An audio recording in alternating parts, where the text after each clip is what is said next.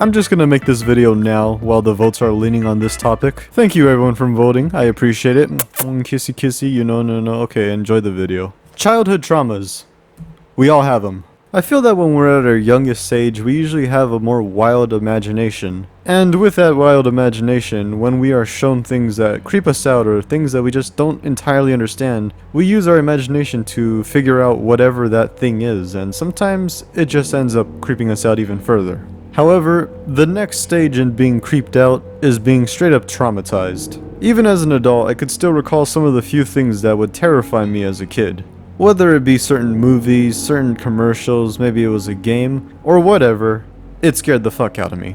And it seems some people are interested in knowing what those things were that traumatized me as a kid. So, with all the theatrical build-up out of the way, allow me to introduce to you my childhood traumas. I don't know how young the average demographic of my channel is, but in the early 2000s there was a little show called That's So Raven. There was nothing inherently creepy about this show or anything. Each episode basically followed the life of Raven Baxter, who had psychic powers that basically told her bad events that would happen in the future, and she would basically use this to basically prepare herself for what would happen. She would, she'd solve problems and stuff. I don't know, man. I was a viewer, I didn't make this show. Anyways, this particular episode that spooked the hell out of me as a kid. Raven and her friend Chelsea want to attend a party that all the popular kids are going to, but they are not invited. So after Raven goes digging in through her grandmother's chest of magical shit and whatnot, they find a book full of magical spells and they decide, let's fuck with that. At first they wish to get invited to the dance, and however then they start asking for too much and then their wish gets overcomplicated, to where they simply ask they want all the eyes to be on them at the party. And then Chelsea's vegan pin falls into the fucking wish stew of wonders. And because it has a cow on the pin, they start turning into cows. Yeah, it's kind of comical at first, but then they cross that line where they're not so human and not so cow yet, and they start to look like this. At this point, I recall watching the rest of this episode hiding behind a couch. But then also, of course, la-di-da-di-da, none of it was true, all of it was just a vision that Raven had. Fuck that, what the hell is this? Another childhood trauma, oddly enough, came from Disney Channel again. And this one was the Disney Channel original movie. Now Disney has many movies that they usually play around this time. You get Halloween Town, Under Wraps, and in this rare occasion, Don't Look Under the Bed. So basically the main topic of this movie is our two main characters see an imaginary friend throughout the film, and I guess he warns them that there's great evil on the other side under their bed. That great evil being the boogeyman himself. Now me being a kid here, I did not know what to expect. I didn't know what the boogeyman was supposed to look like.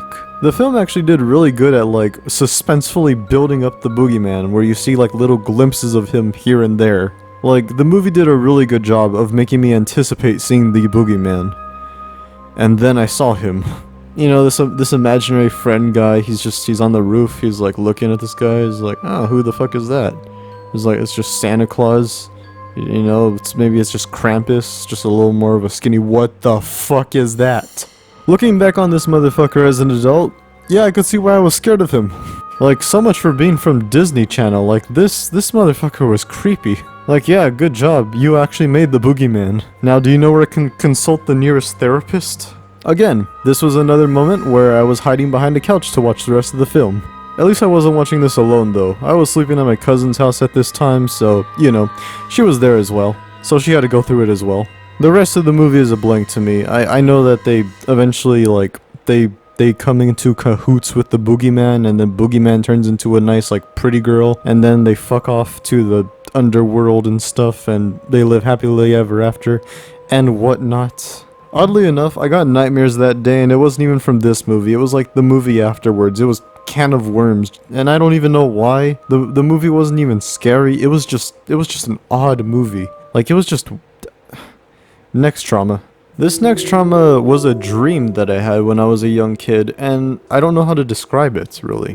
Basically, the dream was I was alone in just a white room, alright? It's just a blank white room. There's no doors, there's no actual lights. It's just a blank white room. There's no indication that there's a light bulb. It's just me in a bright white room. And then behind me there's just this branch. there's just a giant branch, and it goes like a long way, like it goes out to, I would say out the room, but there is no door. So it goes down like this whole thing, down the endless void, and there's just no end in sight. It just keeps going.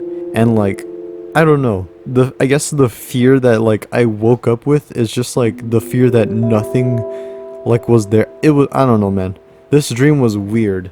Like, even just describing it right now, it's like bringing up thoughts that I can't even process. The fear that there was just nothing.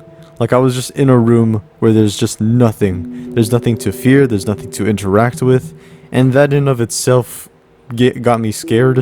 I don't know, man. This shit scarred me, and it still kind of sits uneasy with me. Next trauma.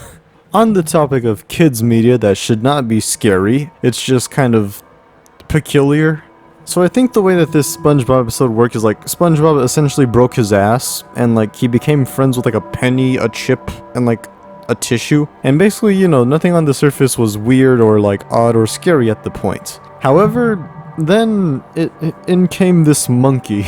In came this fucking IRL monkey under the sea. I think the reason why this scared the hell out of me as a kid is because this is the first time that I had seen like IRL person animated into like a cartoonish world, and like visually it was so off-putting to me. And seeing this real life monkey, the zoom-ins on the face and everything, like they really made that monkey scary as hell. I think the main fear came from the fact that I couldn't like understand, like I couldn't comprehend that this monkey was under the sea. And I know now I'm just like, monkey funny, but no. When I was a kid, monkey bad, monkey real bad. This next childhood fear, it wasn't even by my own hands. I blame this one entirely on my cousins. So I was watching TV at my cousin's house, you know, as I did very often, and they were just chilling on the computer, and then they said, "Hey, coffee. How about you come over here? Come over here. We're playing a game right here." And then me, I'm like, "Yeah, I like games. I like games. Let me see what you're playing there."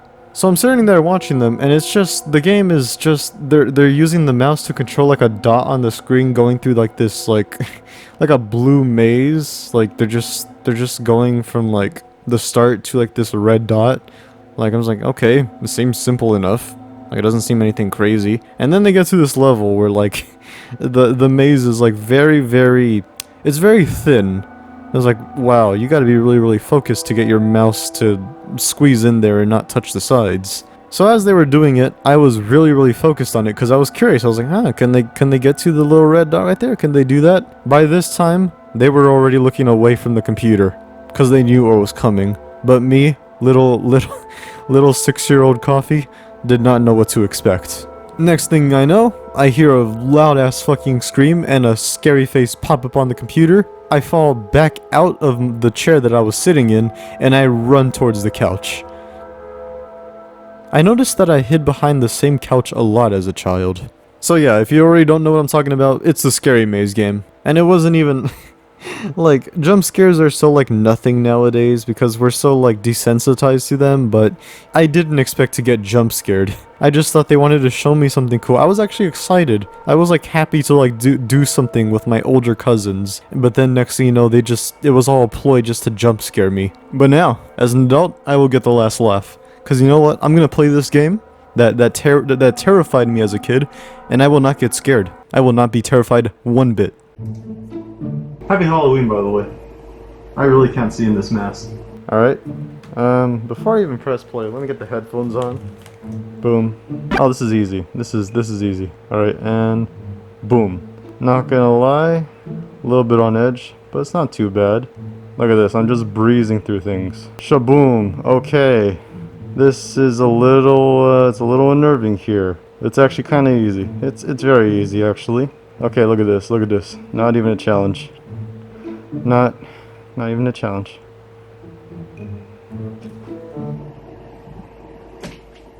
Bro, there's not even any jump scares in this game. Bro, there's not even any jump scares.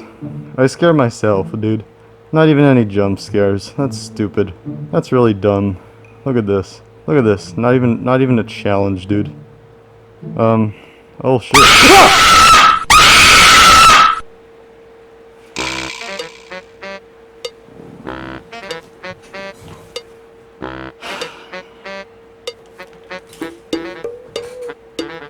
Next trauma.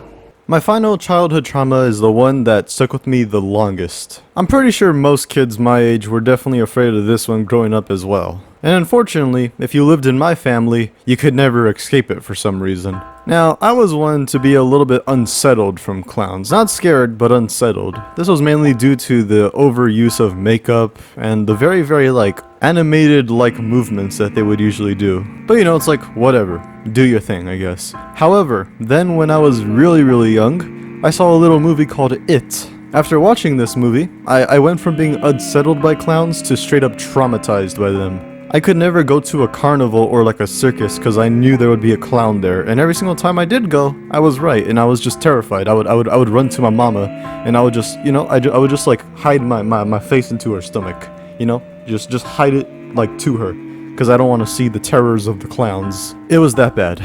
My family didn't make matters any better by every single time they would intentionally put on the movie because they knew it scared me. My fucking cousins, they would love to tease me about the movie. They would like walk up to me with a balloon and like the balloons weren't scary, but then they started like telling me the dialogue from the movie, and that's what set me off. Anything from like beep beep Georgie or they all float down here, anything. If you just said one line from the movie, I would just go into like fetal position and I would just cower in fear. I was probably like 8 or 9 when like I was really scared of the clown. Like I'll be real. But then somewhere around like the age of like, it was either 12 or 13, that's when I saw a Nostalgia Critic.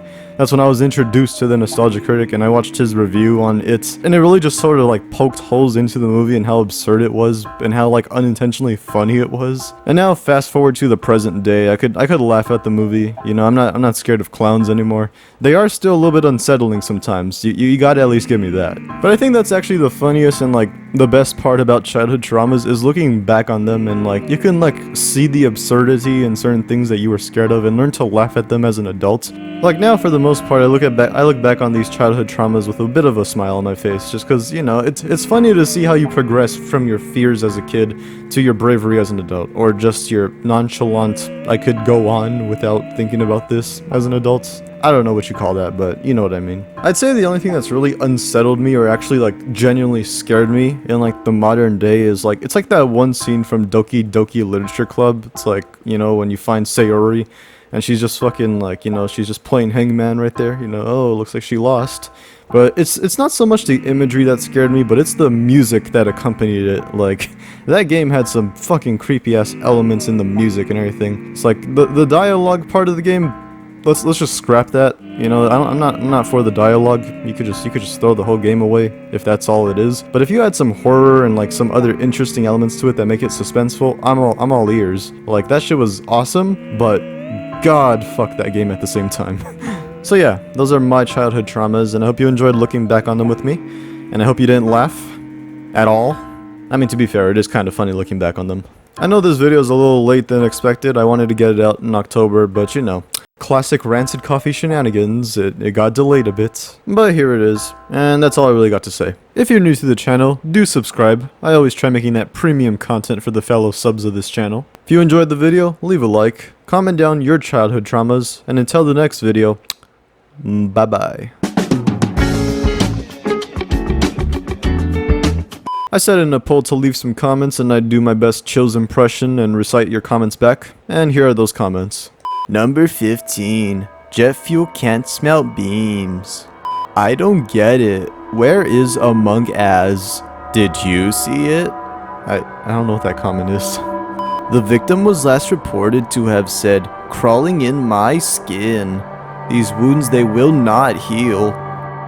And then she just dies, dude. She just ceases to exist. It's kind of funny. This is the dumbest segment I have ever done, but thank you. Ugh, that's nasty. That tastes like feet.